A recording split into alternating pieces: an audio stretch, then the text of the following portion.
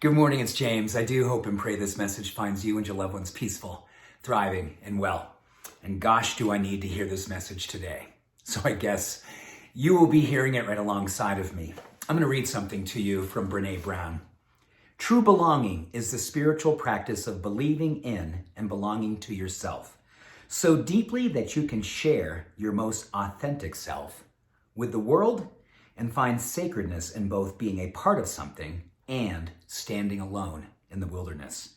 True belonging doesn't require you to change who you are. It simply requires you to be who you are. Wow, collective exhale on that. True belonging. I think all of us have had experiences in our life where we have put a lot of energy trying to fit into groupthink, fit into collective consciousness, because on some level it's easier, right? It's just easier to be a part of something, even if it makes us feel on some level like we're giving up the most important part of ourselves to risk being seen or not being seen. When I read Brene Brown's quote, and I read that so deeply over and over again, it made me think about times in my life where I was so scared to go it alone. Times when I knew that I needed to stop drinking as a young man in my late teens and early 20s, but I was so scared that I wouldn't have anyone, so I kept doing it, even though I knew it was destroying every part of my life. But eventually, I found belonging.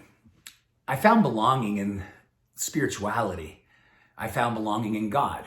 I found belonging in circles of spiritual development and human potential, reading everything I could get my hands on, starting to move away from groupthink and status quo and fitting in to experiencing the essence of belonging. I think it was the first time in my whole life I experienced true peace. And every now and then I find myself, particularly in these times where politics are so charged, where different groups and different factions and different ideologies are so deeply, deeply entrenched in our society that it's so easy to fall prey to say, oh, I need to fit into this group, or this is a group that I fit into, versus not being afraid to just simply ask yourself, where do I belong? And where I belong is where you belong. We belong first and foremost to ourselves, to our heart's knowing, to the calling that we know that is always deep inside of us if we are courageous enough to simply slow down and be with that voice that tells us unequivocally, this is where you belong. This is where your truth lies. This is where your peace will continue to serve and support you.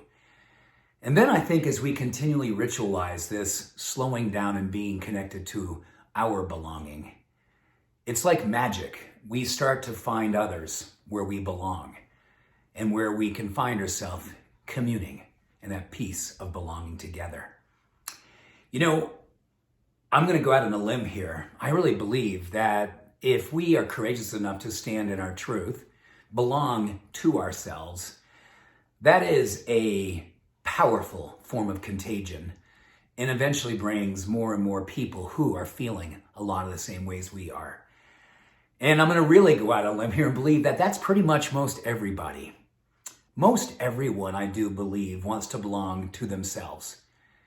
And I think a lot of what happens to us when we start finding ourselves full of judgment and fear and pointing fingers and the us and them mentality, which I think all of us have experienced, particularly lately, we know that is a call to really be clear. Is this about fitting in, or is this about true belonging? Is this about giving ourselves away, or is this about understanding the only way, which is to belong to ourselves, to belong to something bigger than just ourselves? Hold that vision, be that energy, and understand this is your most beautiful and powerful form of social activism. This is how we create common humanity. This is how we